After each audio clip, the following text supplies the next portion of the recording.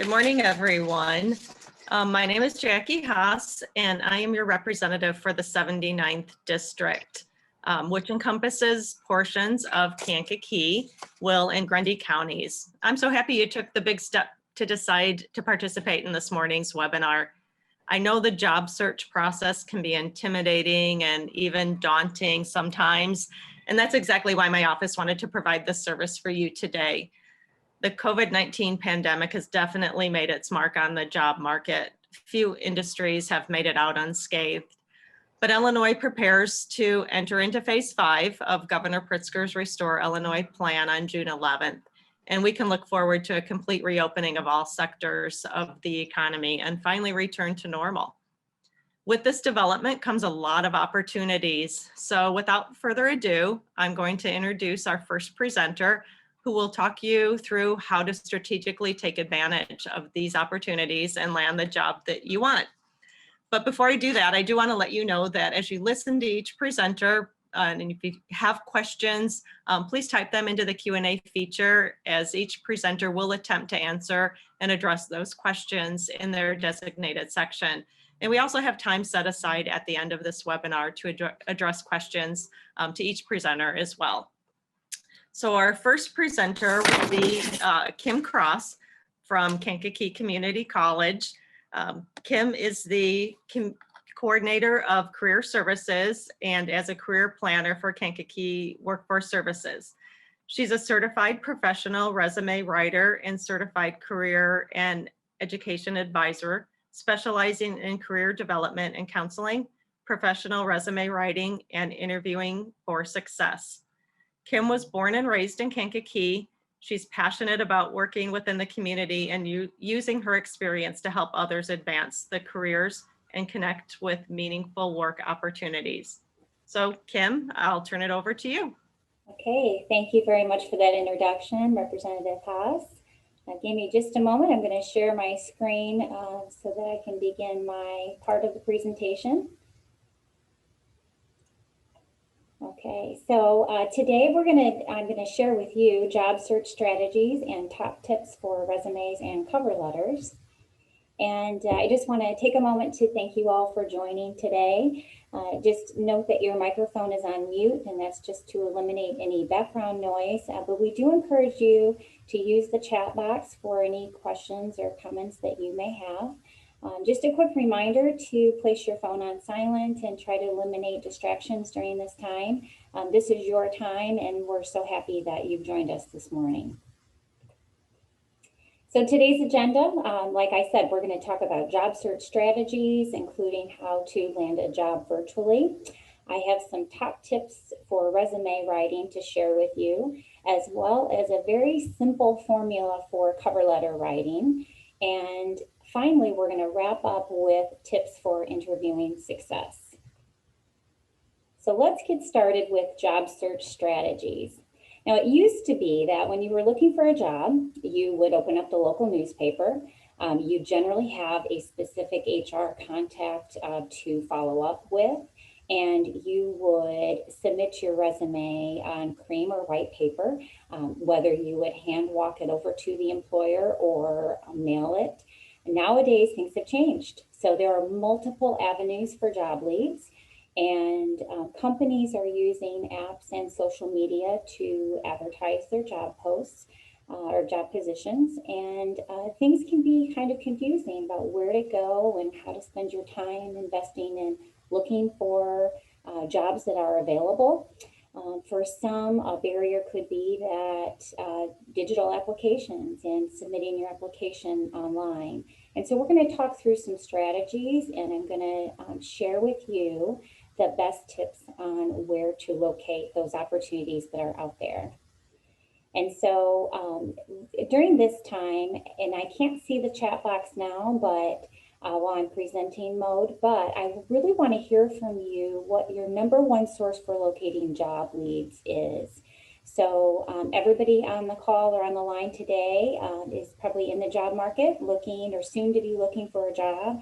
And I'd like to understand from you where you are going look for those jobs. So go ahead, and if you haven't already, if you could type in the chat, and there are many sources for job leads, and we're going to explore them. One of them is the local workforce services. So in our area, it is the WIOA, or Local Work Service Office on Kinsey and Bradley. Online job boards are another great place to look, as well as employer websites. And there are opportunities right now for job fairs. Things are opening up slightly, so there are some in-person job fairs happening now, as well as virtual job fairs. LinkedIn is another great source for job leads, so we're going to explore that in just a little bit.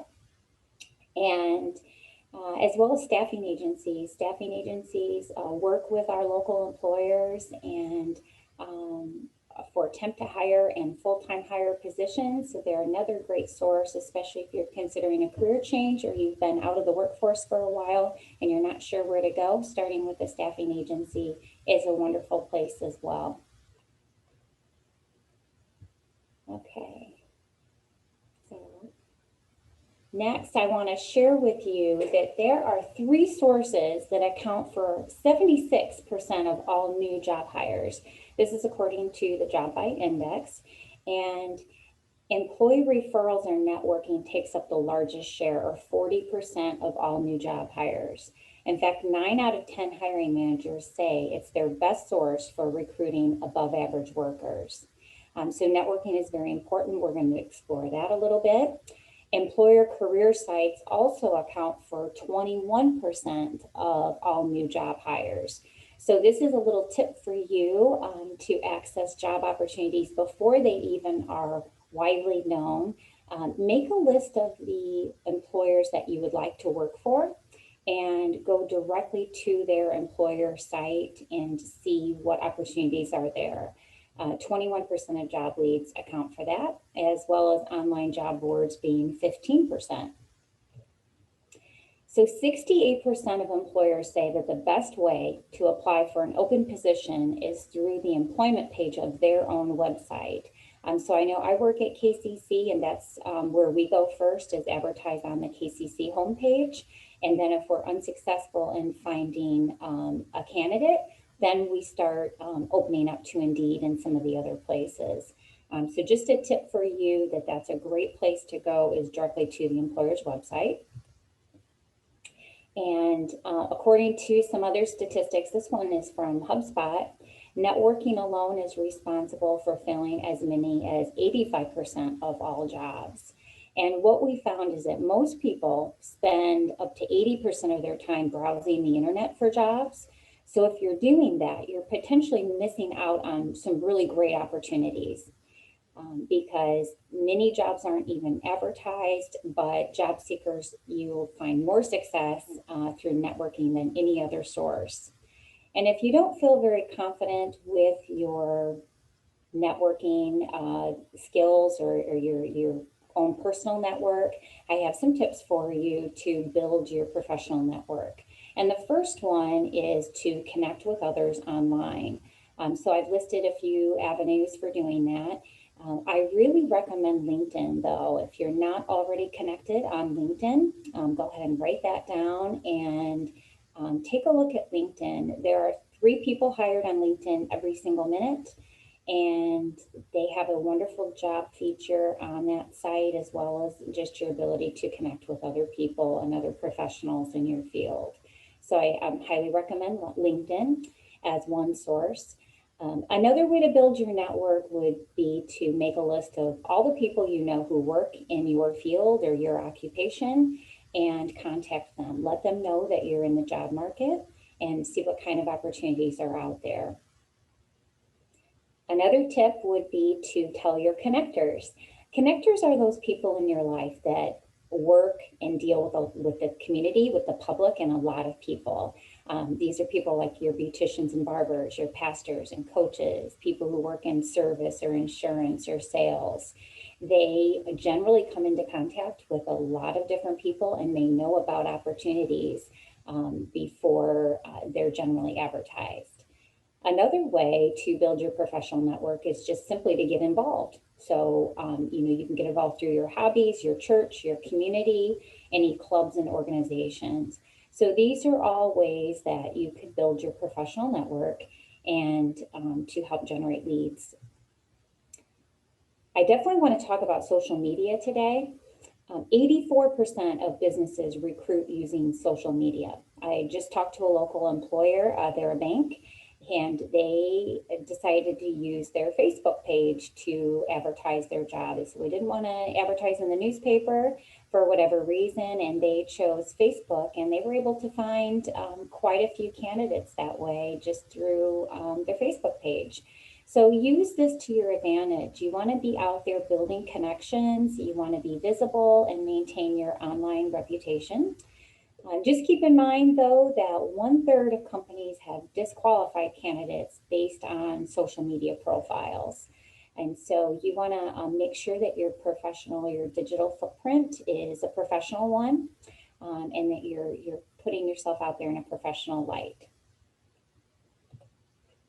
Okay, so now that you have built your professional network and you're coming into contact and meeting maybe some new people, you want to work on what it is that you're going to say to promote yourself. And we call this an elevator pitch. And so I have some tips on perfecting your pitch. It's also called an elevator speech. You may have heard it that way. And basically what it is a quick summary of yourself. It's named for the amount of time it should take to deliver it, which is the duration of a short elevator ride. So you have 30 to 60 seconds. It's a great way to share your expertise and your credentials quickly and effectively with people who don't already know you. And so we're going to walk through this as well. The speech is all about you. It's about who you are, maybe what you do or what you offer, and what you're looking for. So it's a very simple 3 to 4 kind of step approach. Done right, the short speech helps you introduce yourself to career and business connections in a compelling way. So this is a great way to build your network, meet with new or connect with new colleagues, and potentially land a job. I took this from Indeed, and this is a four-step elevator pitch. And so this kind of illustrates what I'm talking about the elevator pitch or elevator speech. You can take a picture of this if you don't want to take notes. And what you do, step 1 is start by introducing yourself. Something very simple like, hi, my name is Sarah. It's so nice to meet you. Number 2 would be to provide a summary of what you do. So in this case, there is a PR manager. So she says, I'm a PR manager specializing in overseeing successful initiative launches from beginning to end. Pretty concise, just one sentence. Step 3 is to explain what you want or what you're looking for. In her case, she says, I find the work your PR team does to be innovating and refreshing. I'd love the opportunity to put my expertise to work for your company. And then step 4 is to finish with a call to action. This is asking for maybe a meeting or an interview.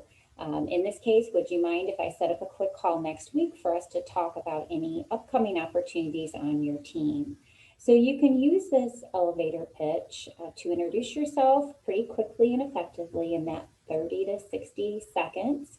And you start by introducing yourself, and then you finish with a next step or a call to action. And it could be something very informal. It doesn't necessarily be asking for an interview, but can we talk about potential opportunities?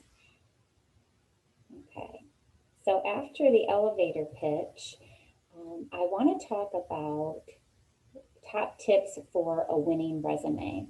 Now, I understand that many people on the line today already have a written resume, but there may be some tips to share that I've uncovered over the years of reviewing resumes for people both at KCC and previous employment and recruiting for companies. My role was in human resources.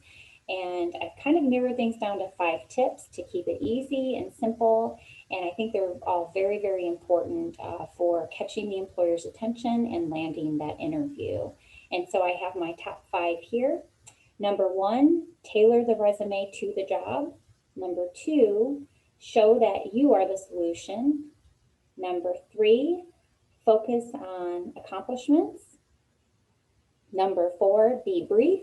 And number five, include a professional summary. So we'll go through each one of these as well. The first one is tailoring your resume to the job. So we found that generic resumes just do not grab the employer's attention. So many times we like to have one resume and send it out to every employer, but it's important to make each resume unique. And the way to do that, the simplest way, is to use keywords and key phrases directly from the job ad or the job posting. So take a look at the job posting and you can just highlight or circle those keywords and key phrases. And then you want to incorporate those into your resume. This is also important for getting through the applicant tracking systems that many companies use these days, that they're inputting those keywords and key phrases, that you want to make sure that you match those and that you grab the employer's attention. So that's step one, tailoring your resume to the actual job. It takes a little more work to do this, but you could have one resume that is a generic resume, and then each employer, each job that you apply to, you want to tailor it using those keywords and key phrases. Number two is showing that you are the solution. So how do you do that? You answer questions like, what value do you bring to the employer? What problems will you solve? And how will you make or save the company money? You can learn these things by doing your research. You can search the employer online. And then you can also, again, just look straight to the job ad, because they will outline what they value and what they're looking for. And the way to show that your personal value, there are several ways to do that. You want to make sure that you include those hard skills or technical skills. These are the job skills that are needed for the job. Professional skills are also called soft skills or workplace skills. Those are more of the personality type skills that are also very important to the job. And many employers will list these soft skills right in the job ad. So you want to pay attention to those. And your value also is shown through any certification and training that you've had, any professional memberships, awards and honors, or language competencies. So if you're bilingual, English, Spanish in particular is very advantageous to you in the job search. So you definitely want to mention that on your resume. The third tip is to focus on accomplishments. You want to add accomplishment-driven bullet points and really just describe yourself in positive terms with strong action verbs, using clear and direct examples. And as much as you can, you want to quantify results with numbers and percentages.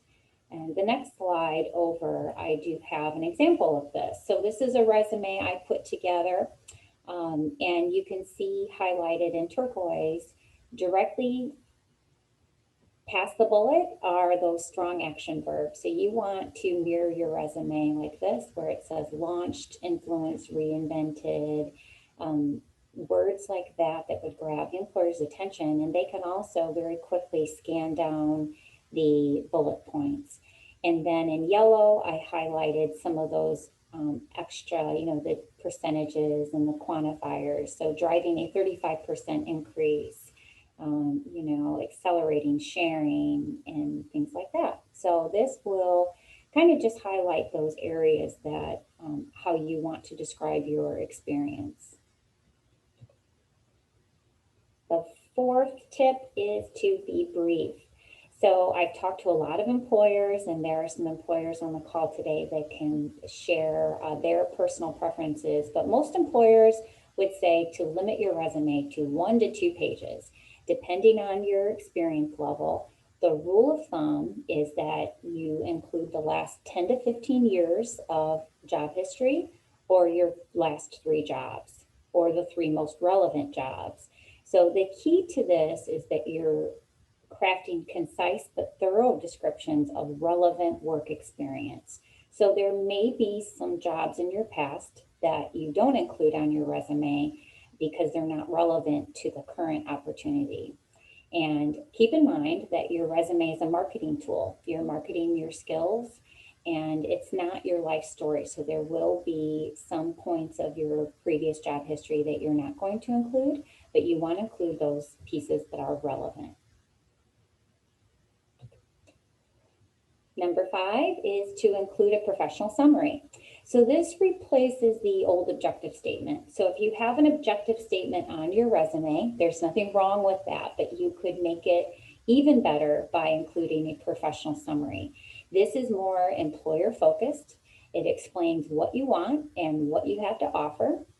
It helps you state your greatest accomplishments as they specifically relate to the position you're applying for. And again, you want to do this by incorporating keywords and key phrases directly from the job ad. And so I have a couple of examples here I'm going to share with you.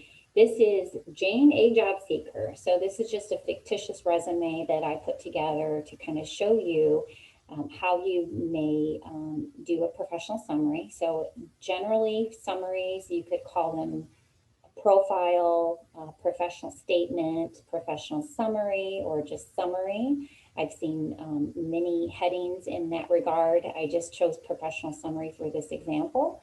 And it's usually a couple sentences. It's just a high-level summary of your job skills and your experiences. And in this case, it's a customer service professional. And so you can see she leads with those soft skills: reliable, energetic, and resourceful customer service professional with over 5 years of experience. So you want to include how many years of experience you have in this particular field. There's a big difference between 1 year of experience and 20 years of experience. So you definitely want to include that. Resolving customer complaints and promoting conflict resolution, expertise in client services, account management, and relationship building. So it's just a quick summary. It's a high-level summary that then you would find the detail when you continue reading into the work experience. So that's one example of a professional summary. And I have a second example next. This is Sharon Johnson. This is also just a fictitious example. But Sharon wears many hats. So she has worked in customer service, she's worked in public relations and fundraising, special events. So she went ahead and just named all of those at the top directly, again, beneath her contact information. And then she leads with a paragraph of who she is: experienced and dedicated professional with over 21 years of experience, and so on. So this is how you would build your own professional summary. Notice on this one, she names the job titles or areas that she has, and she doesn't necessarily call it a professional statement, although you know that that's what it is. So you have some flexibility on how you showcase your summary or your professional statement. These are just two examples. You can find many examples online too. If you just do a Google search, you can find many examples to incorporate into your own resume. So there you have it. Those are my top 5 tips for winning over the employer and landing the interview. Next, I'd like to talk about cover letters. So I have a very simple formula. You may have heard this before. It's the AIDA or AIDA approach to cover letter writing. And what I'll do is kind of unpack this letter by letter. And but first, let's talk about why should I even send a cover letter? We find that most employers appreciate a cover letter. And for you as a job seeker, it's your opportunity to explain why you believe you're a good fit for the position. So the cover letter explains the why, where the resume proves how you're qualified through your skills, your experience, education, and training. So it performs a different function than your resume. And for me, I just believe that it's a really important introduction to who you are and what value you can bring to that employer. And it's your opportunity to make a connection with that employer. So there are many benefits of a well-written cover letter. First of all, it will separate you from the competition. If your competition doesn't take the time to write one, this is an area where you can separate yourself. It helps you explain why you're a good fit for the position. It can also address possible questions the employer might have from your resume. And most importantly, I believe a well-written cover letter is your chance or your opportunity to showcase your passion and your personality. You can get a little more personal, although it's a very professional letter. You can get a little more personal with the cover letter than you can an actual resume, and showcase your passion for your career and why this job is so important to you. So let's go through the 4-part formula for cover letter writing. Again, it serves as your structure for the cover letter. Each letter serves as a paragraph in the cover letter, and it helps you put yourself in the mind of the employer, which is basically your customer. So there you have it. If you want to take a picture of this one too, feel free to do so. The AIDA stands for attention, interest, desire, and action. Okay, so the first A is to get the reader's attention. This is the very first paragraph, the opening of your cover letter. It states why you are writing. This is your opportunity to state the specific job you're applying for and how you found out about it. So it's just the basic introduction. In this attention section, you can tell a story. So share an impressive example of something you've accomplished that directly relates to the desired position. You can tell a story that showcases your passion for the position you want. Or do your research and address any current issues or events that relate to the job or to the company. So those are 3 ways to kind of open that cover letter, that very first paragraph in the attention. The next step is the I. This is your second paragraph where you build interest in your credentials. So this is where you talk about the skills and work experience you have that are also listed in the job ad. So I know for some job seekers, it's helpful to them to write down key points of the job ad, key skills and experience that are outlined, and then they make another side or column and list their skills and experience, and then circle or draw a line where there are matches. And where there are matches, that's what you want to add into your cover letter. So this helps you explain what sets you apart and helps you appeal to the employer's needs. All right, so here's some examples of what I'm talking about when we talk about building interest in your credentials and keeping the focus on the employer. So if you're reading through your cover letter, you find that you begin most of your statements with I, like I am looking for, I hope to join a company that, or I am interested in.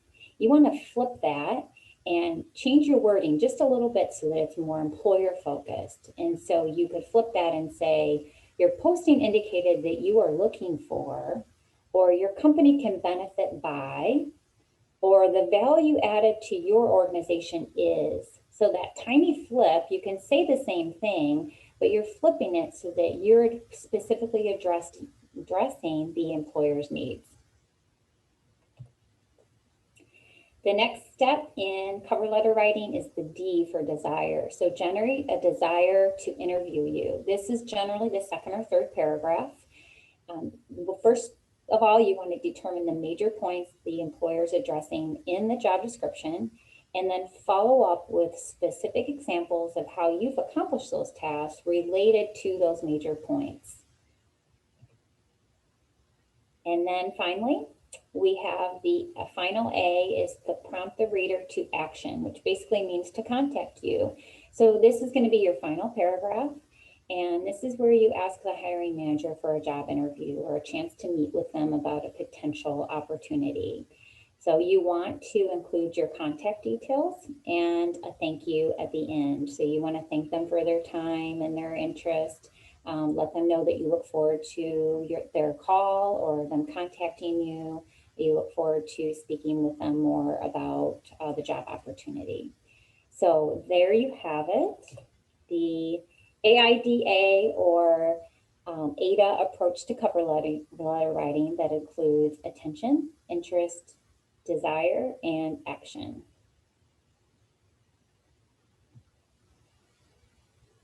Okay, so far we've talked about different strategies for locating a job, especially virtually, and all of the avenues and multiple sources for job leads. We've talked about top tips for resume writing, and then I included the AIDA approach to cover letter writing. And so now we're reaching the point where we're going to talk about interviewing. So I have some top tips for interviewing as well. We're going to go through some questions that you can ask employers and some questions that they'll probably ask of you, and kind of what to expect in an interview. So we do have some employers that will talk a little bit later, and they can kind of share with you more about what to expect. But generally, an interview will consist of a 30 to 45-minute meeting with the employer. It's generally a one-on-one meeting, or it could be a team. So you could be meeting with a team of employers or the interview team. 4 or 5 is pretty standard. One thing I don't have listed here that also could happen is that you could be in a group interview with other candidates at the same time. That's less prevalent or popular, but it's a possibility. And nowadays, your interview could be in person or it could be virtual. So, and many times employers, well, right now they're doing a blend. Some employers have opened up in-person interviews. I know we've had some on campus here. They've all been in person lately.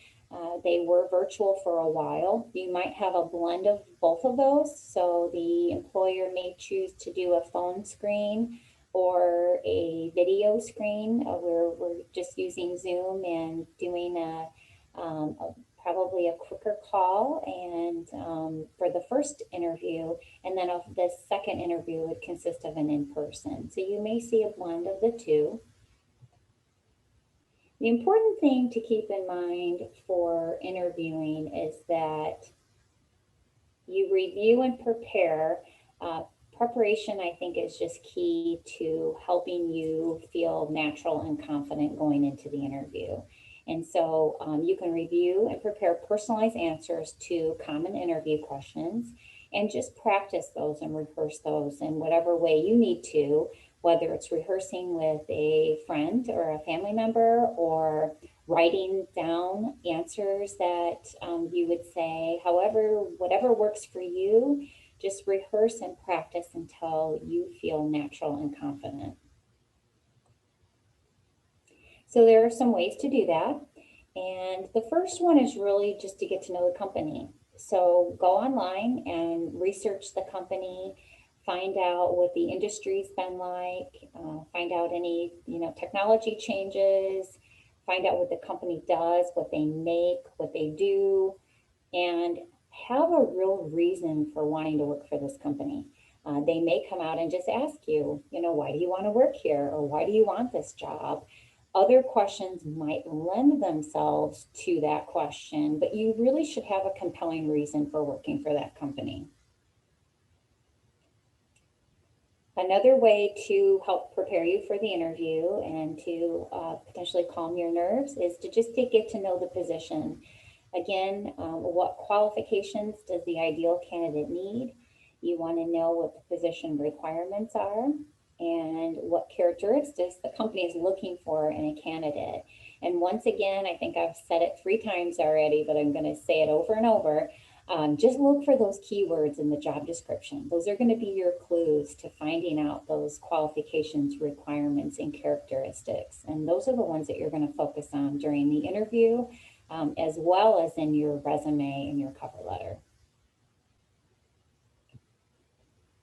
Okay, the next part is knowing your accomplishments. So this is all, again, in the interview prep. ask yourself these questions. What are some of the largest problems I've solved? What are some of the biggest projects or most important projects I've worked on? What are my most significant contributions? You want to know how your work has created value for the company, and think about what it is that you want to share with the interviewer. So what is it that they just need to know about you? So make sure that you have kind of answered all of these questions for yourself. And if you need to jot some notes down for the interview, it's entirely okay to bring, and I'll go through in a little bit, the things you should bring with you to an interview. But it's okay to have some notes written down. As long as you're not reading from them, it shows that you've prepped and that you've done your research and are ready for the interview. Okay, I have some top tips here for interviewing success, and I want to go through them. The very first one is really important, is arriving on time. So on time means 10 to 15 minutes early. So this demonstrates interest and punctuality as well as respect for the interviewer's time. And you can be too early. So if you arrive 30 minutes before your interview time, please don't go into the interview and expect them to be ready for you. They're probably interviewing another candidate during that time, or they have other job responsibilities and probably aren't ready for the interview. And so if you arrive early, just simply wait in your car. That's a perfect time to review your resume, review the questions that you want to ask of the employer, and just to kind of take some deep breaths and get ready and prepared for that interview. But plan to walk in to the company, into the building 10 to 15 minutes before that interview time. You want to make sure that you leave your cell phone and headphones in the car. And some people bring their phone with them. That's okay too. Just keep in mind that even if you have your phone on silent, you can hear that vibration. So if you want to keep it with you and turn it off, you could do that as well, just in case that you would need to use it during the interview. Potentially, if you keep your schedule on your phone and need to access your schedule to see when you'd be available for a follow-up, you could do that. Always be polite and respectful, and that just goes without saying, but and that means for everybody you encounter along the way, whether you're just walking in the door, you're on an elevator, in the hallway, you want to smile, greet everyone that you see, and be polite and respectful. Eye contact is very important for an interview. It demonstrates confidence and attentiveness and good social skills. So they find that those that avoid eye contact, you give the impression that you're lying or you're trying to hide something. And so be mindful to make good eye contact because it does demonstrate that confidence. Okay, moving along, some more top tips for interview success. Be positive and smile.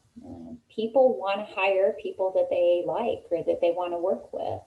And so you want to remain positive, exhibit a desire to do the job well, know your schedule, what hours and days that you're available to work.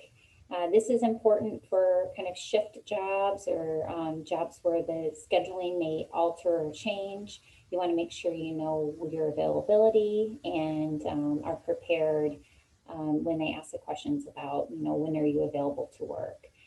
Generally, if you're working currently and you're looking for a new job, it's professional courtesy to give your employer a 2-week notice before you leave. So that is pretty typical. That you would offer your employer a 2-week, but if you're currently not working and you're available immediately, you want to let them know that. So another top tip is asking good questions that show interest. I'm going to walk through a couple of really good questions that you can ask the employer at the end of your interview. And then after the interview, it's really, really important to send a thank you note or an email. And I'm going to walk through that in a little bit too.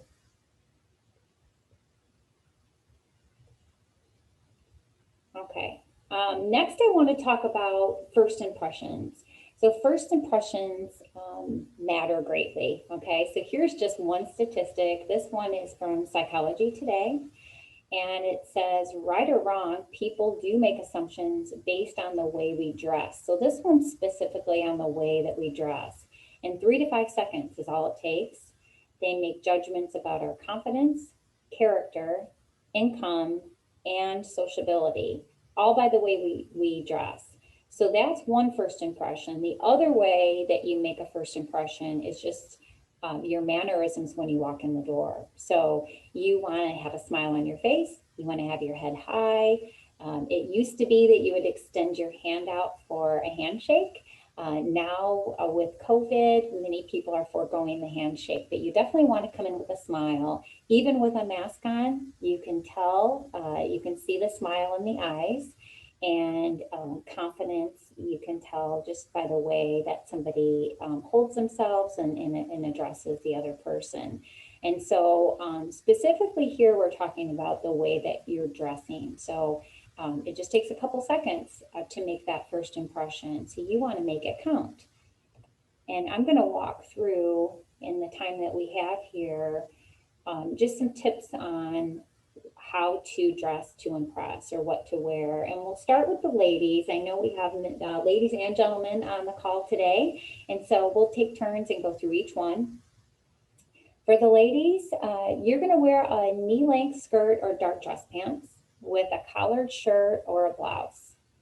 And the important thing is to avoid any flashy colors or patterns. So just something solid or something, picture of the woman here, she's wearing something very appropriate for an interview.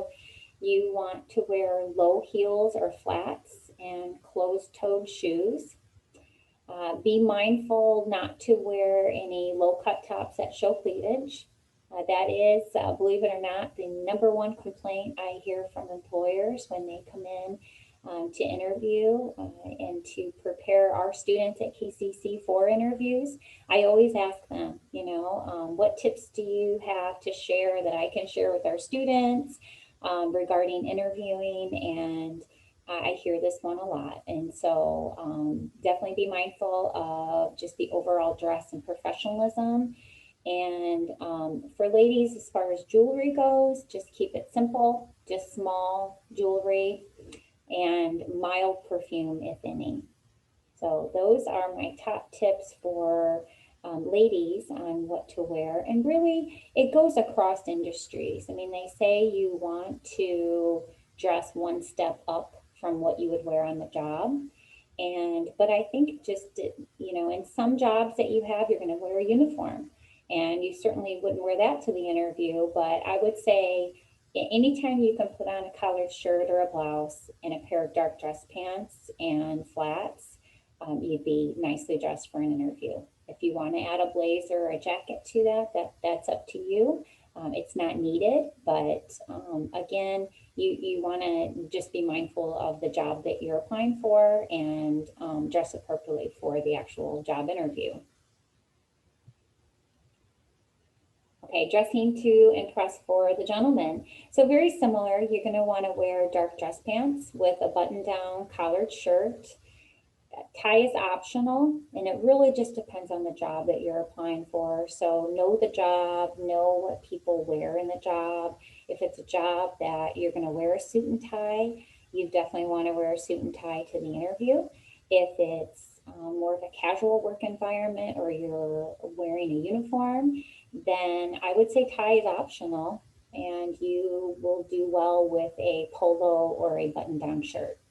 Again, the key points here is that you're avoiding any flashy colors or patterns, that you just wear black or brown dress shoes, and that you wear clean and nicely fitting clothes. And so use deodorant, again, mild cologne if any. And those are my top tips for both the ladies and the gentlemen for how to dress for an actual interview. All right, so what do we bring to the interview? I have questions about this all the time. This is what I think you should bring. Definitely bring a list of 3 professional references. It used to be that people would include references on the actual resume. If you have that on your resume, please remove that. And it used to be that at the very bottom of your resume, you would state references available upon request. So many of the employers that I talk to say that that's wasted real estate, that they just assume if they ask you for references, then you would be able to supply them and they would be typed up. So what I tell most people is whatever your contact information looks like on your actual resume. So the header of your resume, you can copy that, paste it into a new document, and then type the word references as a heading. And then from there, you want to list 3 professional references. Again, these would be professional, not personal references. So no family members, they're not your friends. They're people who have seen you work and can vouch for your work skills and your character. And generally that would mean people who you worked with. It doesn't necessarily mean a previous boss, although it could. So you can include previous supervisors, you can include previous coworkers, especially if somebody trained you on the job, they would be a great person to provide as a reference. You just want to make sure that you use your top 3, your best 3 that are going to give you a very solid positive reference. And you also want to make sure that you contact them and get their buy-in on the front end. So you never want them to be surprised by a call or an email from a potential employer. So make sure that you have their buy-in, that it's okay to use them as a reference. Make sure that they're going to give you a positive reference. And then if you find yourself back in the job hunt and you're maybe you have a job and you were switching jobs in a year, you want to go back to those references and let them know that you are applying for jobs again and say, you may, I'm listing you as a reference, or may I continue to list you as a reference? And when they say yes, let them know where you're applying so that they can prep themselves for that phone call or that email. So also what to bring into an interview with you is extra copies of your resume. The employer will have their copies already. So if you applied online, they've already printed off copies, but it is customary to bring extra copies with you. This would be printed on quality resume paper.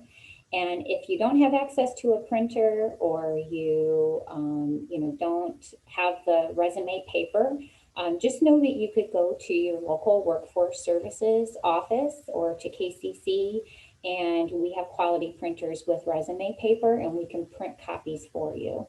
And so please keep that in mind. Another thing to bring with you would be what I call it a padfolio or a portfolio, which is generally a black leather bound folder portfolio that you could open up. You'd have a side with a notepad and a pen and a place for putting those extra resumes or references in. If you don't have access to a leather bound portfolio, we do lend them out at KCC, but you could also simply just purchase a solid colored folder and put your things in your folder as well and bring that to the interview. You also want to bring questions for the interviewer. You want to ask very thoughtful questions, and I have a couple questions coming up that I'm going to share with you. And so let me pause on that one and get to the next slide.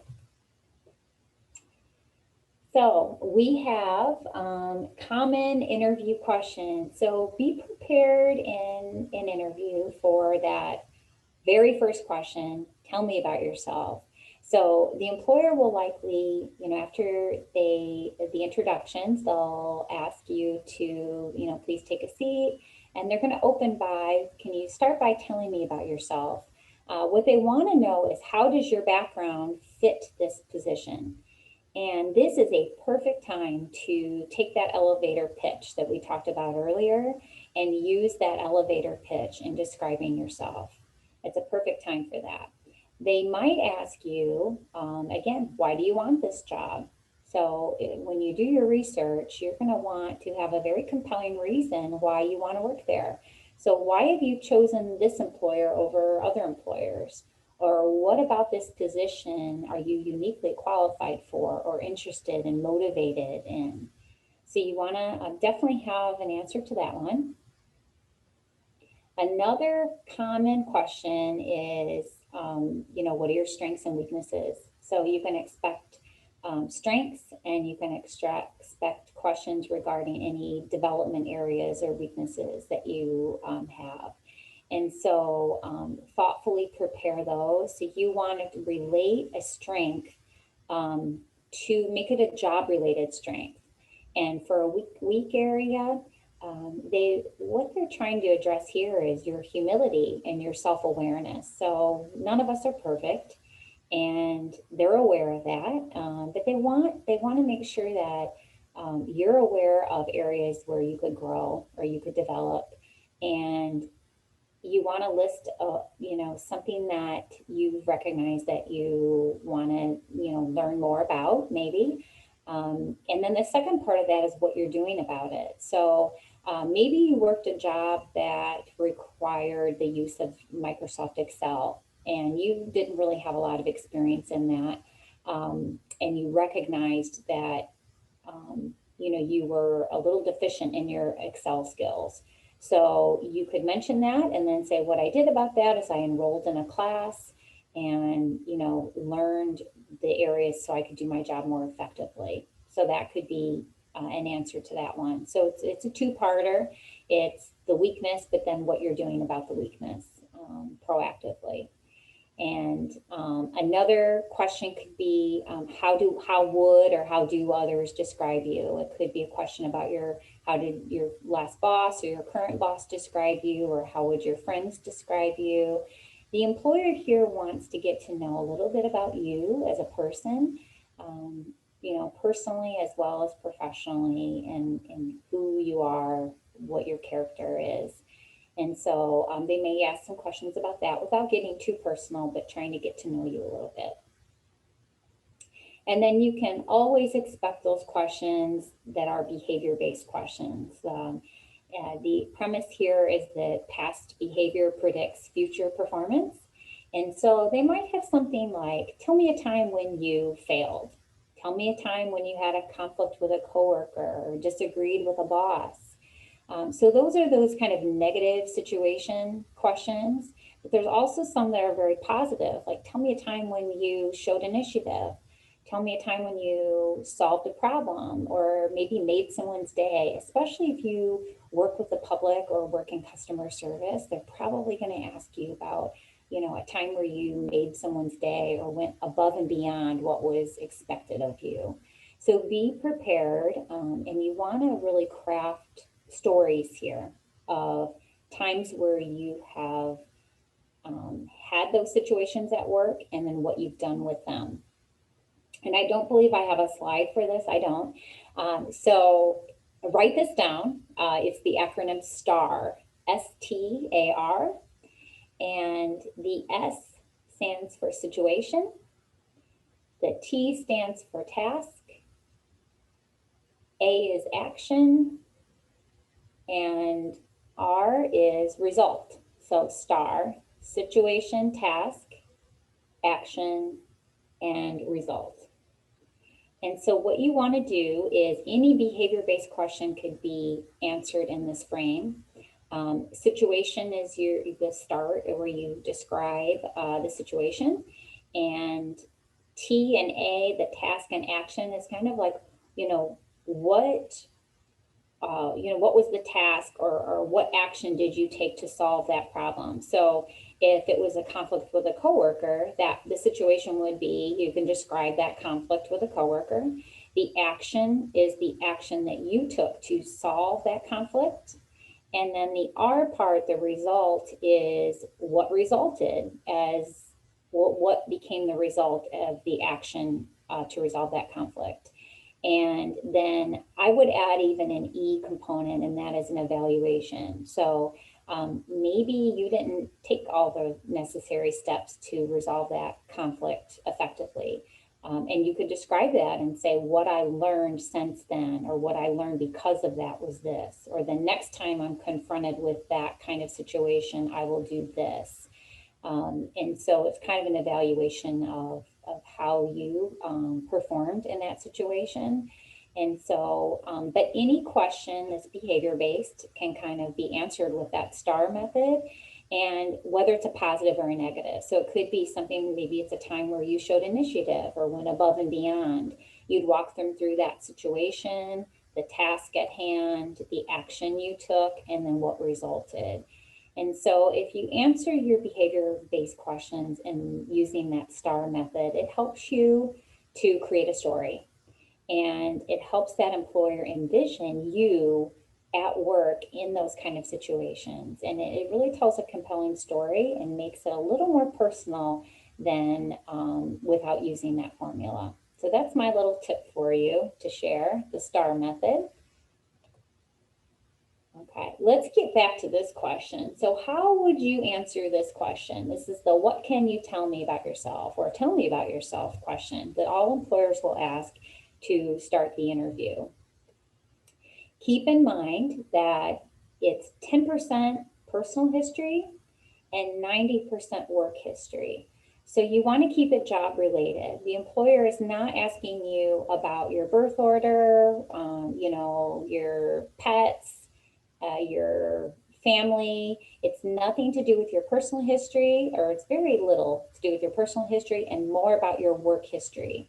So you want to emphasize your key strengths, your accomplishments, your relevant work experience, and your professional goals.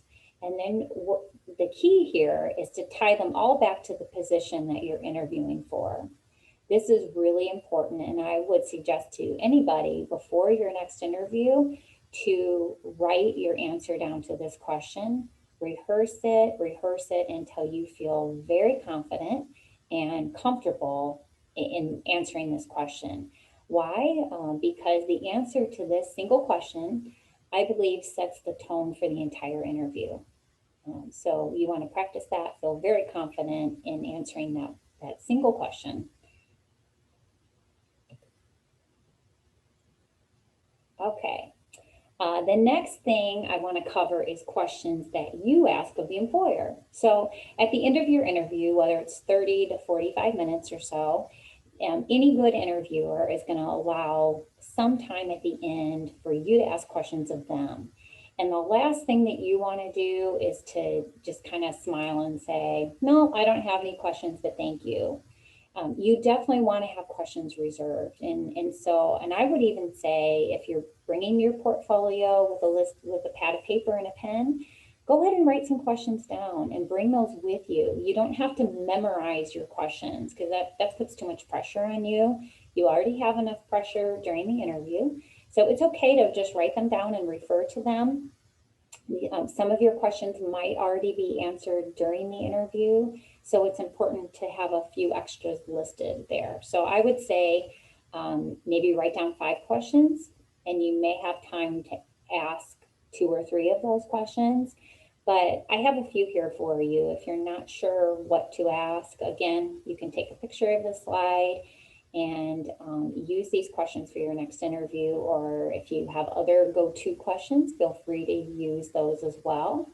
But here's some typical ones, some ones that I think are good questions that show interest in the job and are thoughtful questions. And one of them is just ask the employer, ask that employer representative, what do you enjoy most about working for this company or this organization? That gives them a chance to talk about what they enjoy, talk about reasons they stay and enjoy and love the work that they do or the company that they work for. That's a very positive question. Another one is asking about how leaders promote and encourage employees' growth and success. So you might want to ask about training opportunities and opportunities for continued growth and success. You want to show that you're ready to add value to this company, and you're ready to grow with the company and lead to their success and be a part of that. Another question that you could ask is show you've done your research. So learn all you can about the company and the position. And you could mention, based on what I've read, I see the organization's mission is, and you fill in the blank. Then the follow-up question would be, how would I, or how would my team or our team work to fulfill this mission? I really like this question because it shows the employer that you're already looking to be part of the larger whole of the company, and have your work and your thoughts align with the company's mission. So I think that's a really good one. Another good question is to just know what the next steps are. So it's very appropriate to ask, what are the next steps for the interview process? Do you have a date to make the final hiring decision? Sometimes the next step is a follow-up interview, and sometimes that's the only interview, and so they're going to make a decision. This could also be where the employer could give you clues as to the timing of how soon that they would get back to you, because you're always leaving wondering, how long till I hear from them, and you're kind of waiting on eggshells to hear their decision. It's very nice to know, I'm going to know by next week, or I'll know in 2 weeks. And they may say, we're wrapping up interviews this week. We should have a decision by next Tuesday or by the end of next week. And then you kind of know what to expect. So those are kind of my top questions that I would ask of an employer. Again, the employers will have time a little bit later to kind of share some things from their end, and they might want to add some things to this. After the interview, it's really important to send a thank you note. And I would say within 24 hours of any interview or meeting. So even if it's an informal meeting, maybe it's just a meet and greet, just a simple, doesn't have to be real long, but a simple note. And again, this is up to you if you want to type it and send it off as an email, or if you would like to write it on normal cardstock or a thank you card. That's really, I think, up to you. There's some advantages and disadvantages to both ways of saying thank you. But the important thing is that you say thank you. And gratitude is always the best attitude. You can keep it short and simple, but sincere. Keep in mind, you want to proof for names and titles and spelling and grammar. Just make sure that even though it's kind of an informal, quick, short note that you're writing, that you're maintaining professionalism and paying attention to spelling and grammar. It's really simple. You're going to show interest and enthusiasm for the job. You want to acknowledge their time, and I would say include something specific from the interview that would help that employer or that interviewer remember you and remember the conversation and the interview that you had together. And it's really important too to include everybody that you met. So you might not have a business card, generally they'll give you a business card, or you might have one contact person at the employer. But maybe you met with 5 people and you don't have all of their information.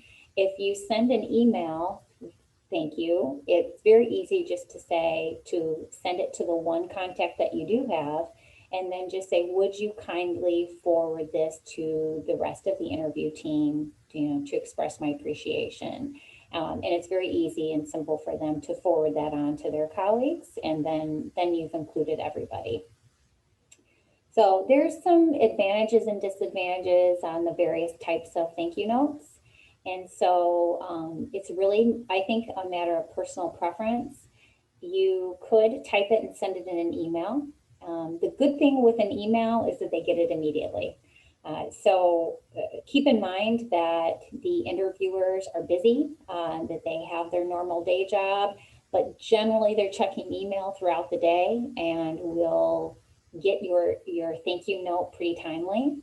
And but some people say that a handwritten note is better because it will really help you stand out. People just don't tend to write notes anymore and send them in the mail. So that could be one way to stand out. If you're a natural writer and you like writing letters, you might want to consider handwriting and mailing it. If you do, I would say make sure you do that right away. So when you come home for the interview, when it's fresh in your mind, sit down and write that thank you note and pop it in the mail. Important that you do that because, it may take a few days for that to reach the employer's doors. And then it further may take a little more time to get routed, especially in a larger company, to that specific person and for them to actually have the time to open their mail. And the last thing you want to do is have that note arrive to the employer after a hiring decision has already been made.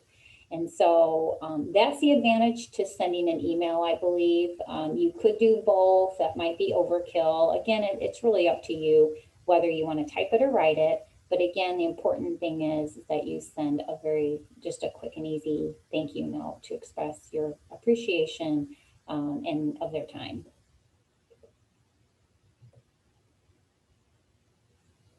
Okay, I think I have about 20 minutes left. And I want to use some of that in talking about video interviews or virtual interviews. So it was something that we had to learn pretty quickly with COVID and when doors were shut down and we had flipped everything to virtual. Interviewing was no exception. And so the interview may be virtual, but I would say the need for preparation is very real. And so I would treat it very similar as a face-to-face interview if you do happen to have a virtual interview. We're going to talk about just a few tips for video interviews. And so there are two main types of video interviews. The first one would be through a Zoom chat like this, where it would be one-on-one or it might be a group of people.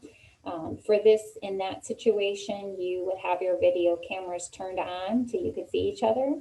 And they would conduct the interview just very similar as they would a in-person interview, but it would just be through your computer like this.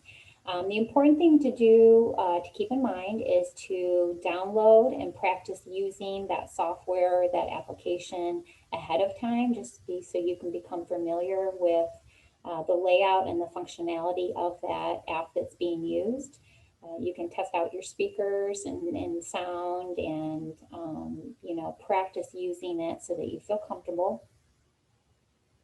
As with email, you want to check your address for professionalism. So when you set up your Zoom account, you have a user ID and an address, and you have a screen name that will show up on the employer's end.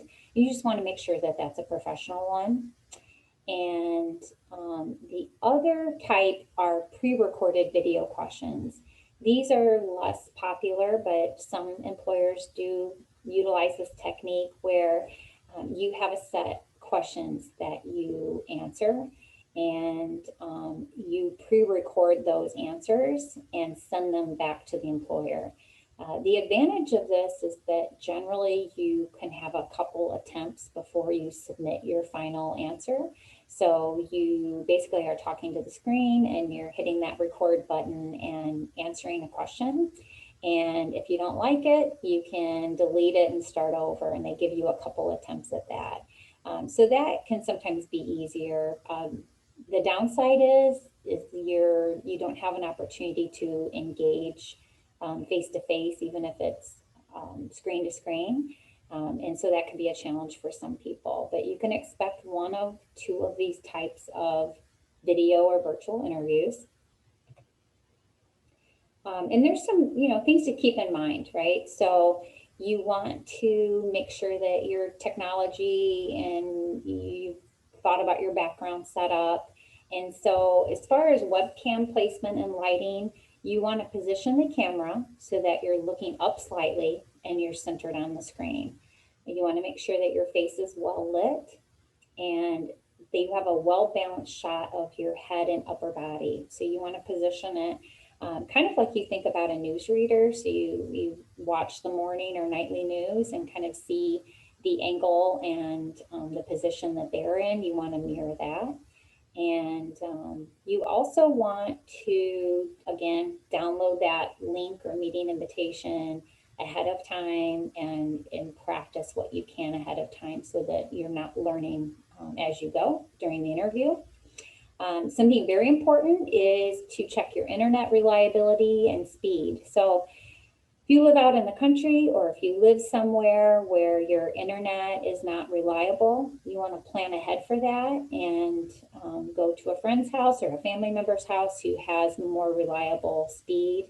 You may need to notify other family members too that you're going to be online during that time, and maybe they can reserve that time for you, so that in case you're running into reliability issues, that that you have preference during that time.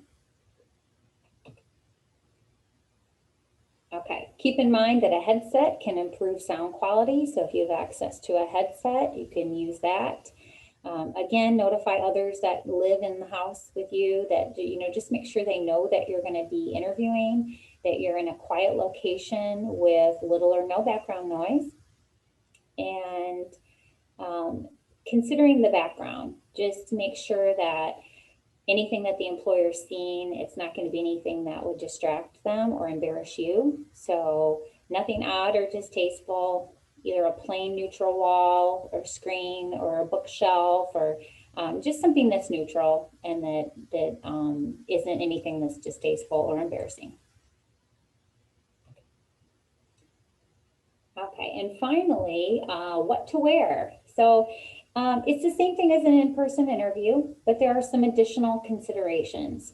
So they say that white is too bright and distracting with cameras. So try to avoid wearing white. Solid colors are best for the camera. For ladies wearing makeup, you just want to keep it natural and a daily look. And then for people who wear eyeglasses, just make sure that they're glare proof. So those are just the additional considerations. Some people would say that you only need to look nice from the waist up, but then others say, no, I wouldn't do that. I would, dress fully in case you need to get up to get something or something happens. So you don't want any of those embarrassing moments. So I would say just dress as you normally would for an in-person interview. Okay, well, this is wrapping up my section. We've talked about job search strategies and how to land a job virtually. I've shared my top tips for resume writing and a very simple AIDA cover letter writing formula, as well as top tips for interviewing success. We went through that tell me about yourself question that is very important. We went through different ways to dress and top tips for interviewing success. If anybody on the call today has any questions or would like additional resources, whether it's help with writing your resume or practicing your interview skills, please give me, just send me a quick email and let me know that you joined us this morning, and ask your question or ask, for additional help or resources. My email is here. My name again is Kim Cross, and so my email is kcross@kcc.edu. Okay, special thanks to Representative Jackie Haas and her team. I believe up next would be an introduction to our employer presenters. So I'm going to stop share here and allow for those introductions. Thank you. Great, thank you, Kim. While you're doing that, did anyone have any specific questions that they wanted to ask Kim before we move on? I don't see any in the chat for Q&A. And not hearing any, I will go ahead and move on into the introductions of our employers that we have with us today. So I'd like to introduce Derek Buckmeyer. Derek is the Senior Talent Acquisition Consultant for CSL Behring. He has been with CSL for over 2.5 years, but has been in recruiting for over 13 years. Derek has reviewed well over 50,000 resumes and interviewed over 10,000 people and hired close to 5,000 candidates in his role with CSL. He primarily focuses on positions within the Kankakee locations. And with Nucor Steel, we have Rachel DeBoer. Rachel has been with Nucor Steel for just under 2 years. She's responsible for the full scope of human resource activities, including hiring, training, development, compensation, and benefits administration. Other job responsibilities are project management, employee relations, employment law, and regulations. Rachel also works closely with the leadership team, providing counsel and guidance with respect to policies, procedures, and state and federal regulatory compliance requirements. So I will turn the presentation over to Derek at this point. Thank you. Awesome. Thank you, Representative Haas and Julie and Ryan for putting this together. I thought Kim shared some really great info, and some of that I'll share will be a little bit of a retread, but hopefully can add some additional value and insight on what we look for specifically at CSL. So I'm going to pull up my slide deck here.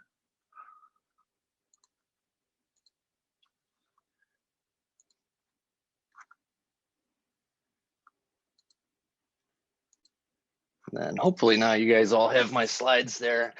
So if anybody has questions, you can wait till the end or feel free to pop in between. I'm no problem there. But if anybody types in the chat and I don't see it, if somebody just wants to call that out to my attention. But today we're going to run through a few different things, very briefly talk about myself, kind of my background. We'll talk about CSL a little bit, about kind of what we do and what we look for. I'll very briefly go over some application resume tips. Again, a lot of that Kim shared some really great info already. Talk about some interview tips as well, and really kind of how to stand out for CSL, and then also go over some questions if you guys have any. So as far as my bio, I've got my master's, my MBA, as well as my bachelor's.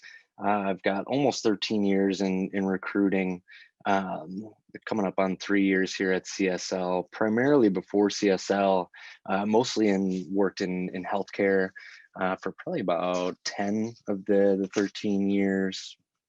I've done a mix of both kind of search firm or agency as well as corporate recruiting. So I've worked kind of both sides of the desk.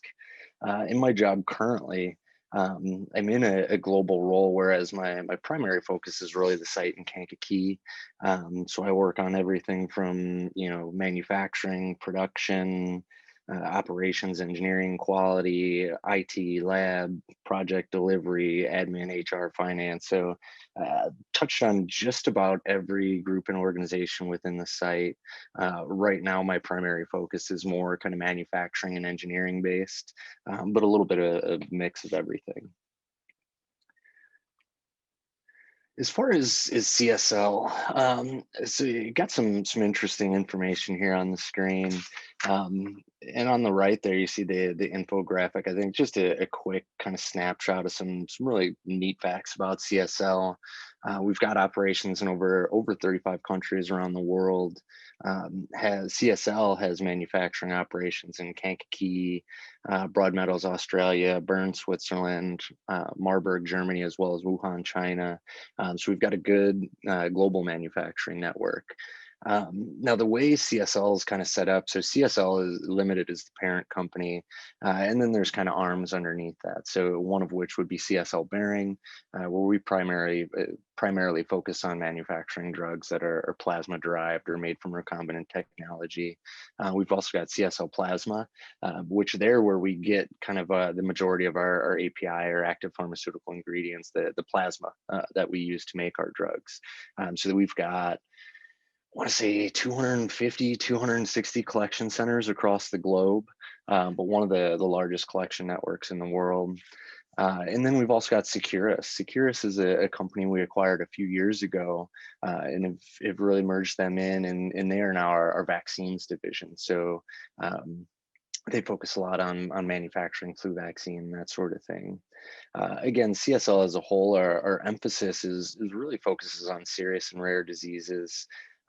So a lot of bleeding disorders, immune deficiencies, I'm not going to try and butcher the pronunciation of some of those other things there, but a myriad different kind of areas that we treat. Some new drugs we're looking at for different neurological disorders, cardiovascular disorders. We've got some really interesting drugs in like phase 3 clinical trials that'll be pretty neat. But as a whole, CSL is a parent company. We've got over 27,000 employees now. Even just a few years ago, that was, I want to say the first time I talked to CSL when they were trying to recruit me was 2016, 2017. And I want to say they had about 16,000 employees now or then. So going through some really rapid growth. But big investment in research and development, which is really key to kind of being able to continue to grow and build on what we're doing here. But I've got a quick video. I'm going to hope this plays right. That just speaks a little bit about our site and kind of what we're going through. So hopefully this all comes through correct.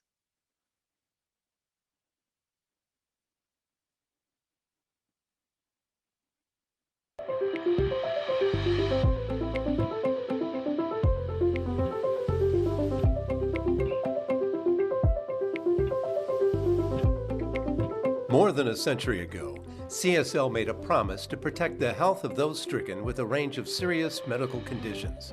Today, as a leading global biotherapeutics company, that promise has never been stronger.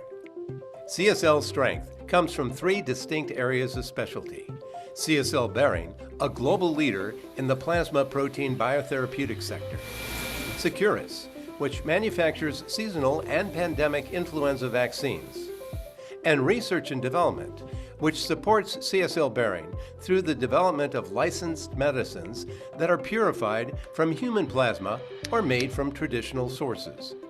CSL Behring has manufacturing facilities around the world, including Bern, Switzerland, Melbourne, Australia, Marburg, Germany, Wuhan, China, and Kankakee, Illinois. The Kankakee facility opened in 1953 and today is stronger than ever. Significant investment and expansion continues to support future growth. CSL uses the most sophisticated production methods available to manufacture its therapies. In the Kankakee facility, produced finished products include albumin, which helps restore blood volume, alpha-1 proteinase inhibitor for treating inherited respiratory diseases, and influenza virus vaccine. We also produce stable intermediates that are shipped to our sister sites for final product formulation. Each step of our manufacturing process reflects CSL's unyielding commitment to ensuring its products are safe and effective. CSL Behring also operates one of the world's largest and most sophisticated plasma collection networks, CSL Plasma, throughout the United States and Europe. In 2018, CSL Behring purchased 74 acres adjacent to the current site, expanding the footprint for CSL Behring to 138 acres. The expanded site will position CSL Behring Kankakee for future growth. These projects will enable us to continue to deliver on our promise to provide life-saving therapies to our patients around the world. While a lot has changed at CSL since 1916, the focus on patients and public health has not. The future has never been brighter for CSL Behring, employees, and patients. Unlike any other time in history, science holds the promise to provide unprecedented opportunities to improve patient well-being. In many ways, we're just getting started.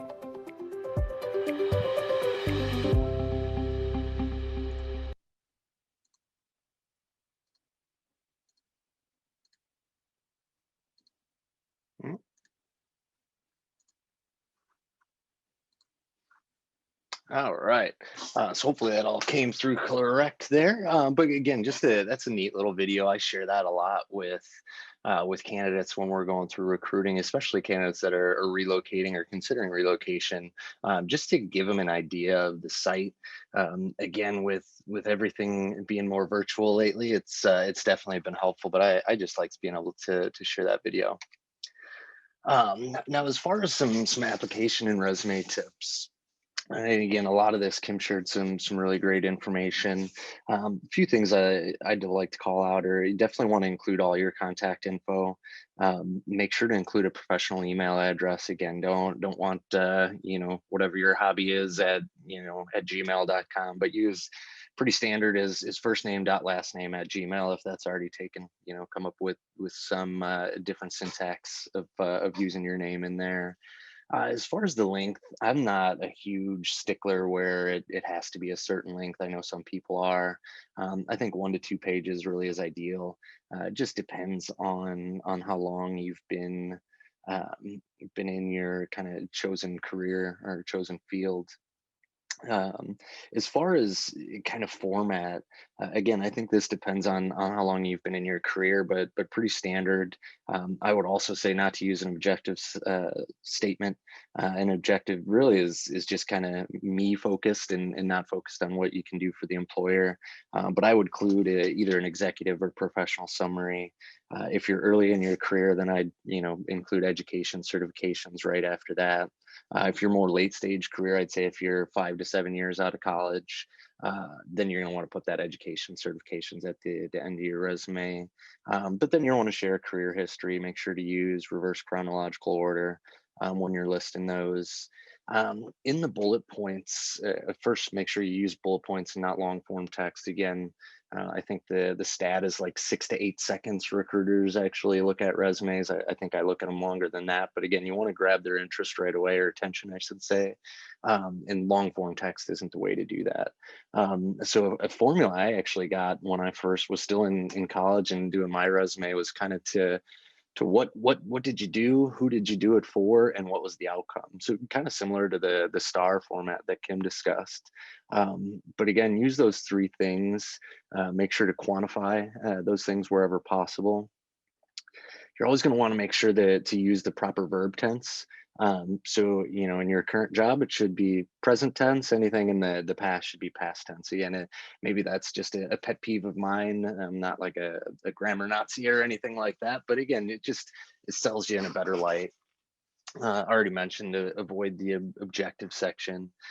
As far as applications, when you're going through, make sure you follow any specific instructions in the job posting. Maybe a week or two ago, there was a post on LinkedIn that kind of went viral, where a woman talked about including kind of some extraneous requirements in the job posting, the job description details, and was like almost bragging about rejecting like 40 people without even looking at their information because they missed one mundane detail from that. So again, I don't think most places are like that, but again, some people are. So you want to make sure to be careful. Whenever you're uploading your resume, PDF is always going to be the best format to use. That's going to make sure that any special formatting, anything like that you did is going to show. Because again, that's almost like taking like a Xerox or a scanned copy and uploading it. Whereas if you upload a Word resume or a TXT file or Google Docs, a lot of time that formatting won't come through properly, and any of that work you did to make sure that your resume is aesthetically appealing and grabs people's attention may be all for naught. One other thing to note is sometimes people think that go with a quantity over quality kind of methodology when applying to jobs. That is the complete opposite of what I always recommend to people. I'd always say, at most pick a couple, 2, 3 jobs within one organization that follow a similar track that you're qualified for to apply to. Sometimes I'll see somebody that applies, for a production supervisor job, a quality operations specialist, and then an engineering role. And again, if they don't fit for those, again, they may have qualifications for the quality operations specialist, but make sure you're meeting at least 75% of the kind of the job requirements before applying, and don't do what I would call kind of the spray and pray method, where you're using the same resume to apply to a bunch of different jobs all over the place and multiple at one company. Again, I would echo what Kim said and make sure to use a resume that's tailored to the job that you're applying to.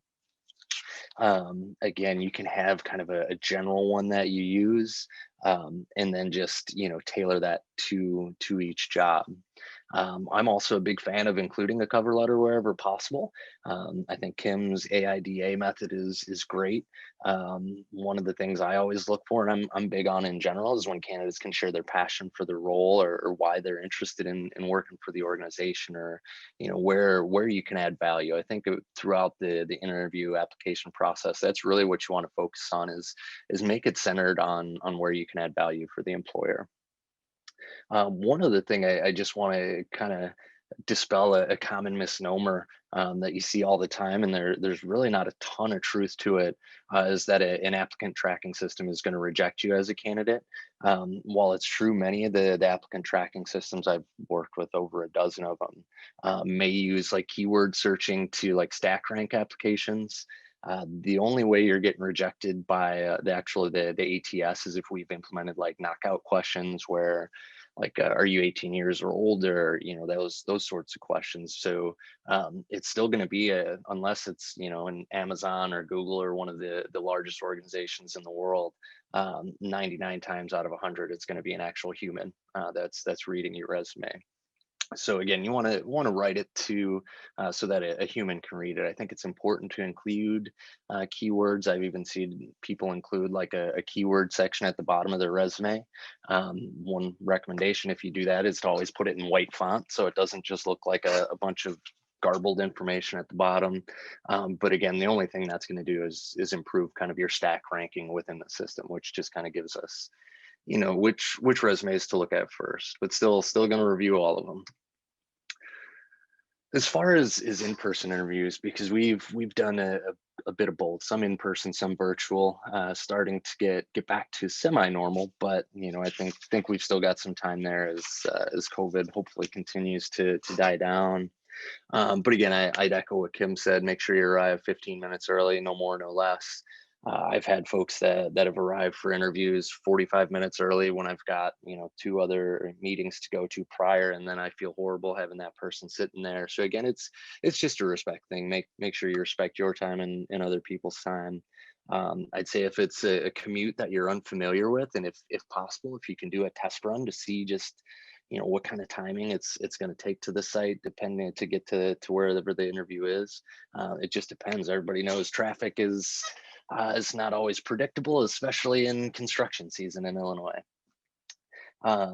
Also would recommend to dress professionally. If you don't know, ask. I remember there was once when I was younger, I went to an interview when I was in college at Menards, and I wore a tie to the interview. And the guy gave me a really hard time because ties were a kind of a hazard at Menards with some of the tools and things like that. So again, it never hurts to ask if you don't know. As far as the process in general and that CSL follows, and I've found with several organizations, but you guys, as a candidate, you're going to apply online. The recruiter or talent acquisition person is going to review resumes. They'll determine kind of a group of candidates that they're going to conduct either phone or in-person interviews with. We'll do those. Then the managers share that information with the hiring managers. They'll determine who all to have on kind of the final interview slate. Now for that final interview slate, it'll a lot of times be a mix of kind of one-on-one interviews and potentially some panels where it may be a 2 or 3-on-1 interview. We don't ever do the interviews where it's like multiple candidates in a panel interviewing with someone. I've actually participated in one of those, and I hope you guys don't have to, because they're extremely awkward. But I don't see too many companies doing those anymore. And we're, like I said, doing a mix of some on-site and some virtual interviewing for some of the critical roles within like utilities or capital projects. It really does help to see the site. So we still follow all the appropriate precautions, but hoping we can get back to in-person interviews more as we move forward. Again, when you arrive, echoing what Kim said, make sure you're polite and respectful to everyone. I've definitely canceled an interview before it started because I had a candidate that was extremely rude to one of our admins at the site, and she told me about it, and I was like, well, I have kind of a what I refer to as a no jerks rule. So people that aren't going to be respectful of everyone, they would have no business working there. So make sure you're polite and with everyone. Again, you're going to want to bring copies of your resume. Everybody should have it, but you never know. They may bring somebody from their team unexpectedly to participate in the interview. So it's always good to have a few extra copies. I would say it's a must to bring a portfolio or a journal and pens. I'm a little old school. I think taking notes is a sign of respect. I also think that's where you can have some kind of your cheat sheets as far as some of the questions to ask, key points you want to make sure to bring up, that sort of thing. Always make sure to do your research. I can't tell you how many times I've talked with candidates and they're like, "Well, tell me about what you do," and it's just very. It doesn't set the stage, and it doesn't. It's not the best foot to lead with. But LinkedIn is extremely helpful. Just remember, LinkedIn, when you look at someone's profile, will tell them that you looked at their profile. So you want to do your research, but don't be a stalker while you're doing it, and don't bring up other things. I would not recommend looking at employers, people you interview with, like Facebook, Twitter, or anything like that. Again, that's just going to get you into some territory you really don't want to be in. Again, practice your elevator speech.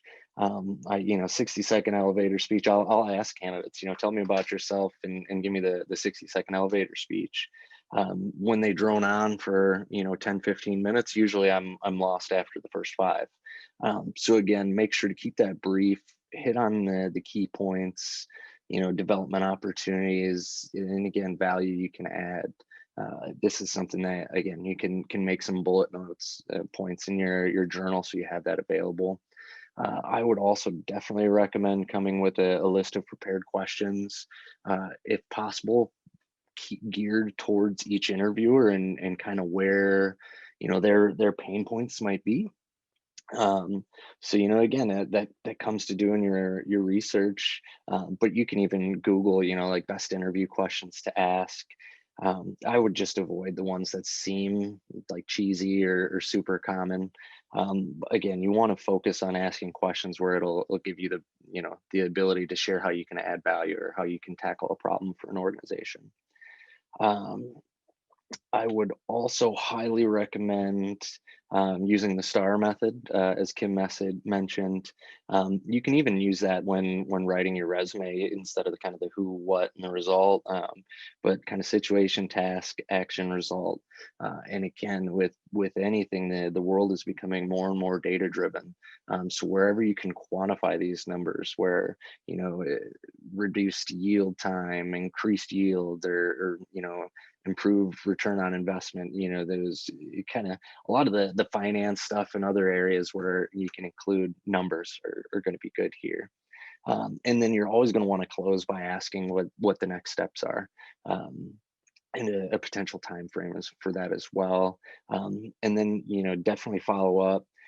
Like I mentioned, I'm kind of old school, so I really appreciate when somebody gives me a handwritten thank you note. But there are challenges with the postal service and everything else with that. So I would say at a minimum, write an email. Again, if you can write one, either an email or a thank you note to each interviewer that you met with. And again, focus on what those people's pains were and kind of how you can help solve that. Virtual interview tips, a lot of it is going to be the same as an in-person interview. So do all the same preparation, have everything ready. I always make sure to confirm an alternate phone number. We use Microsoft Teams. I think it's very stable for the most part, but occasionally, there's challenges. So just make sure you can have a backup. Test the technology, set up a video-friendly location. Make sure you don't have dog, kids, doorbell, that sort of thing going off. I would still dress like you would for an in-person interview. I would say from the feet up. Never know when you have to get up or do something. One of the other things I personally struggle with is actually looking into the camera and not at the person's face when you're talking to them. And sometimes when you do that, it looks like you're just kind of staring off into the distance. Always good to try and look into the camera so it looks like you're making eye contact. Speak slowly and clearly whenever possible. And of course, the never-ending challenge of trying to avoid interrupting folks when you're on a conference call. But again, just some things to focus on. As far as timing here, I'd recommend dialing in or logging into the interview technology 5 minutes before. Definitely don't do 20. But just a couple minutes before, just to make sure everything's good, and test that out with, if you've got a friend, partner, somebody that you can, set up kind of a dummy account to test it out, make sure everything works good. That's always a great idea. As far as CSL and kind of what I'm looking for when I'm trying to see how people are going to stand out, really for me, and something I've always said, I'm not going to be a technical expert in every area in which I recruit. But what I do find myself to be an expert at is assessing cultural fit. And whether folks are going to be able to join the organization and be a good collaborator. Um, so with that, I'm always going to make sure they check the boxes for the minimum required experience, those sorts of things. But these are our 5 of our values, that when candidates can share stories that really hit on these, or how they align with their personal values, that's really what's going to set somebody apart for me. So this is going to show me that they've done their research on the organization. They're not when I ask somebody why they're interested in CSL, and they just tell me, oh, it's a good paying job and it's local. Both of those are true, but not the best motivators for why someone might want to work here. Or when I worked in healthcare, when somebody would talk about money instead of a passion for patients, or being able to make a difference, that sort of thing. So that's really what I look for in kind of candidates being able to stand out, is how are they going to align to our values, as far as patient focus, innovation, integrity, collaboration, superior performance.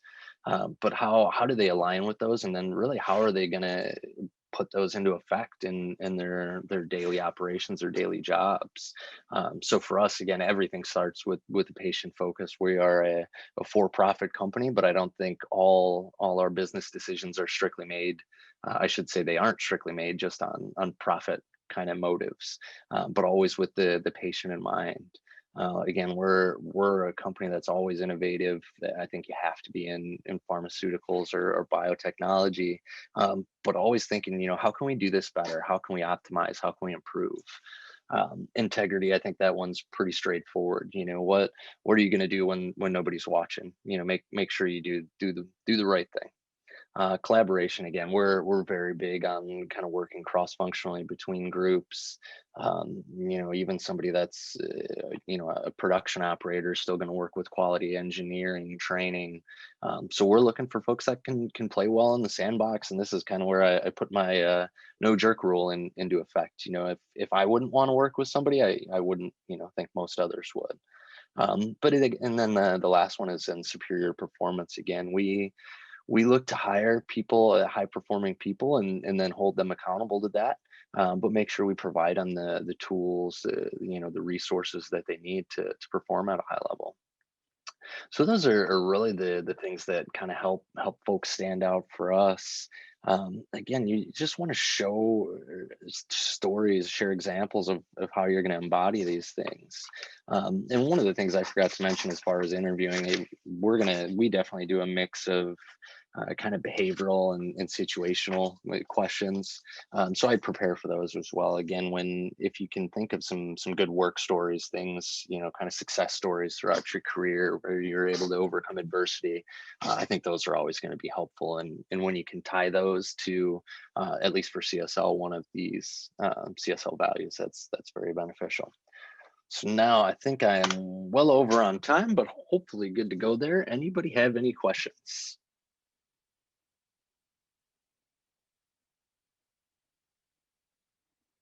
I'm going to take the silence as a no, and so I will send it back over to Rachel if I can get this to stop sharing here. There we go. Awesome, thanks, Derek. So let me get set up here if I can get my technology to work with me. Hey, Derek, Malcolm had a question. He'd like to know, how do you apply at your organization? Absolutely, yeah. So for us, Since we are kind of under OFCCP regulations, all applications do have to come online. So if you just go to csl.com, you can find that. And then if you go to, it'll be like the careers tab up at the top of the screen. You can click on that. And then you can locate any position we have globally. Every job that we have open has to be posted, so they'll all be on there. So you can just click on the see job opportunities, and then you can see them all online. Absolutely, Malcolm, not a problem at all.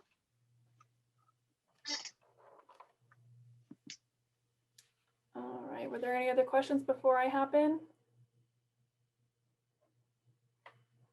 All right, awesome. So just a little bit of history about myself. My name is Rachel DeBoer. I am the HR supervisor here at the Nucor Kankakee location. I've been here for just under 2 years. I've been in the HR field for about 8 years now. I'm really kind of touching all areas of human resources, and one of those items being recruiting. So very excited to take part in this today and help everyone else learn different areas of where they can help to improve their resume and their interviewing skills. I'm also going to give a little bit of information about the Nucor story and our background. Nucor, we represent one of the most stable and fastest growing Fortune 150 manufacturing companies in the United States. We have a strong belief that teamwork and safety are critical to our work environment, and we are always looking for professionals, solid performing individuals who desire to build a long-term career here. So a little bit more about our history. Something that most people really don't know is that Nucor actually started as Oldsmobile back in 1905. So come quite a ways from building Oldsmobiles to making steel. In 1962, we became the Nuclear Corporation, and we acquired Volcraft, which really was a producer of joists. And they hired Ken Iverson to really run that Volcraft organization. Iverson actually wrote a book called Plain Talk that, if you have not already read, I highly recommend reading. It outlines how we built our culture and really how he became a business maverick in the steelmaking organization. In 1969, they really started making mini mills versus these large mills like ArcelorMittal or other steel industries. We changed our name to Nucor in 1971 and finally broke ground in 1980 into a Fortune 500 company. And since then, we've really been growing nonstop.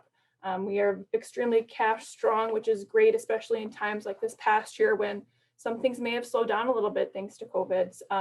So we were actually able to grow our organization during that tough time without laying any teammates off. So that is a great thing that we like to always talk about. So if you're looking into becoming part of the Nucor team, that is one great thing about it. And I hate to pound that drum so hard, but just some resume tips that both Derek and Kim really talked about. Make sure that your resume reflects the minimum requirements for the position. If you have just one general resume that you're handing out to hundreds of different organizations, we might read that and you might not be reflecting your best self for that specific position. So it's a great thing to make sure that you are making sure that your resume is fit for that position. Adjust your resume based on whatever job that you're applying for. Everyone has their own individual experiences. So you want to make sure that you're showing how your experience can make you the best candidate for that role that you're applying for.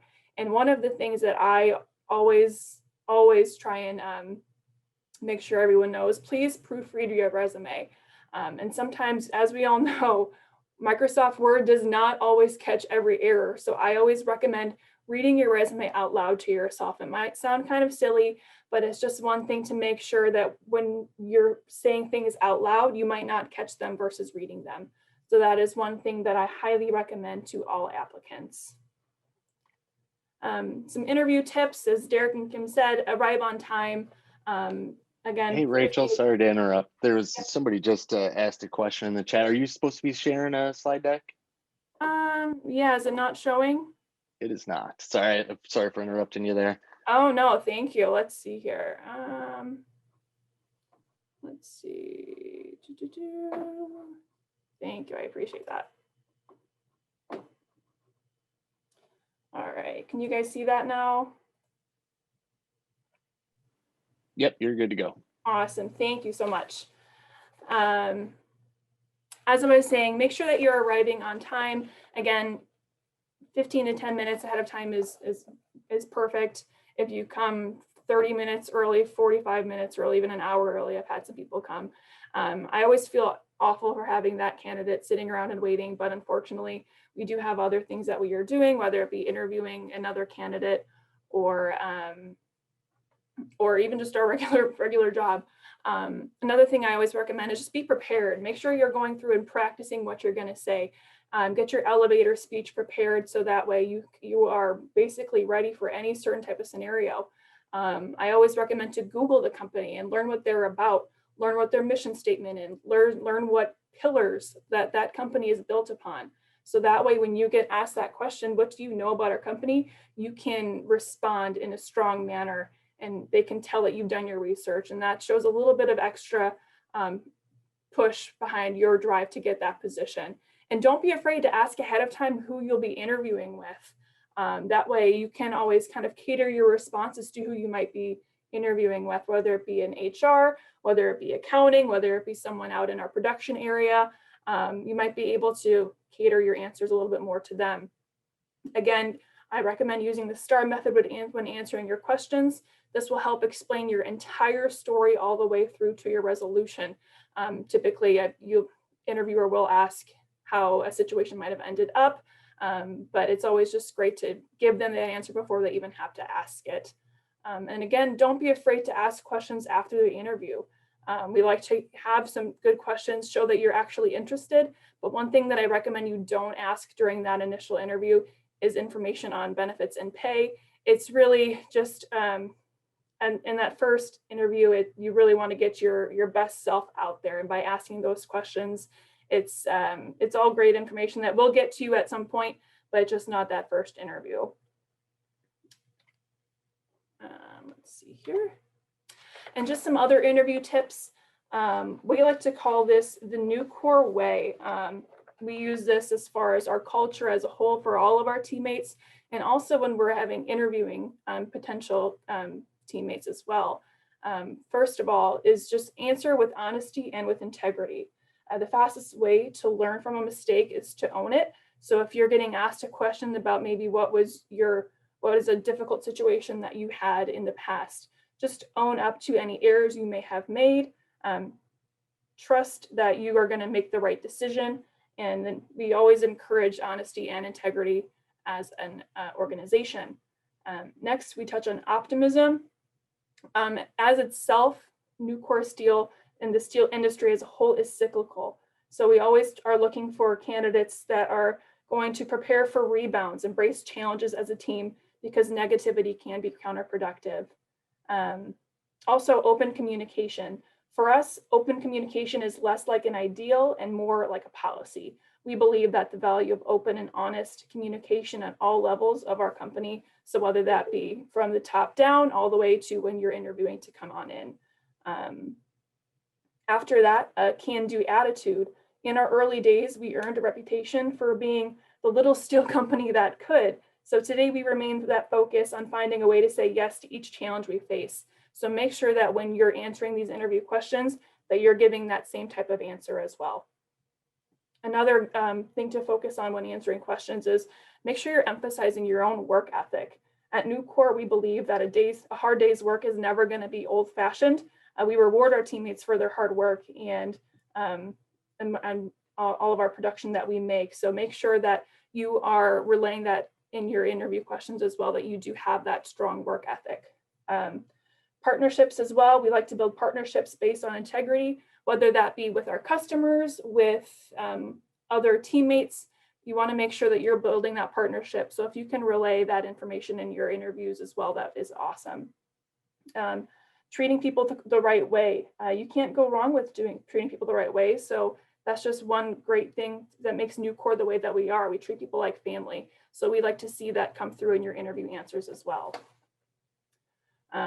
Again, pride. Every ton of steel has a purpose here at Nucor, whether that be going into a car, into a bridge, into a house, into a road. our product is a foundation of America's future. So that's something that we are extremely proud in.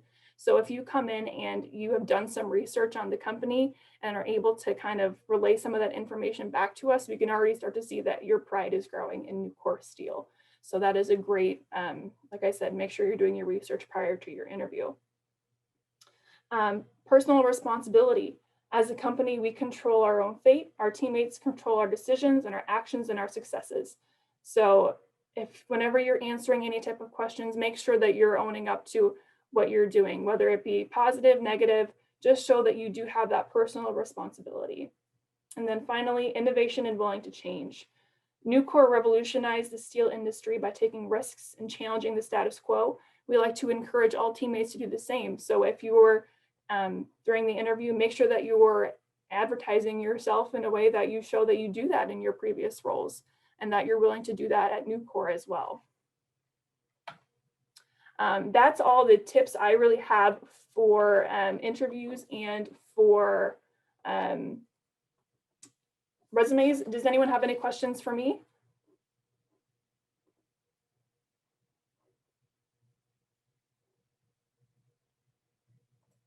All right.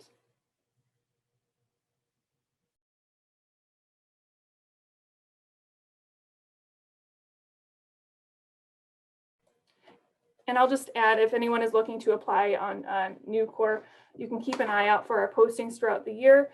We have open positions all the time, so please feel free to go onto our website at nucor.com, click on the careers tab, and you can also set up notifications to get an email response to let you know when a new posting is up.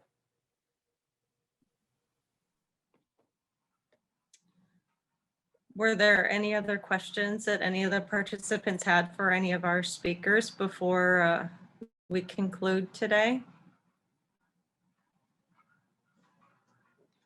I think that we have gotten all of the questions out of our chat box.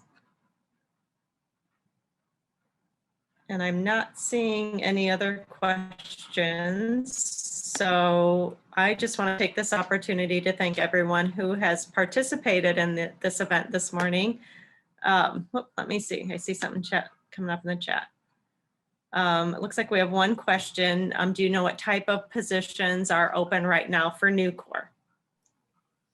Right now, we do have a variety of positions. A lot of them are more geared towards the maintenance area. We do have our major postings, what we call the entry-level pool, typically held once a year. We posted that this year in January, so I'm estimating that we'll post that entry-level position probably more towards fall or end of this year. That's really a great way to get your foot in the door. Nucor has great ways or the great ability to really grow within the company. So if you come in an entry-level position, that's just one great way to get your foot in the door and then develop yourself, cross-train, and you can pretty much move to any area in the company, which is great. Great, thank you, Rachel. I'm not seeing any other questions now pop up into the chat. But again, thank you to all the participants who logged in and registered for the event this morning, as well as the presenters and employers who made today possible. Feel free to reach out to my district office if you do have any questions, and even the employers that we had participating in today's program. I do see that one more question popped up. I think we have a minute to maybe answer that. Are there any of these employers that are on the call today that give veterans any preference to positions? So I can answer that. So I wouldn't say that we give veterans preference, but we definitely are a veteran-friendly organization. We hire a lot of veterans. I actually lead for the U.S. some of our veteran recruitment kind of strategy that we're developing right now. So I wouldn't say preference, but I would say if there were two candidates, all things else equal, and one was a veteran, we would hire the veteran. And I'd have to add on to what Derek said. I'd have to agree as far as Nucor. We are always welcoming veterans and appreciate all of your service. So thank you so much for that. If you've ever been to Nucor, We do have a great veteran memorial up front, so we want to make sure that we're paying tribute to all veterans here at Nucor Steel Kankakee. So again, I wouldn't really say preference, as Derek said, but we are definitely welcoming of all veterans here. Great. Thank you so much. Thank you again to everyone for participating today, and have a great rest of the week. Thanks so much.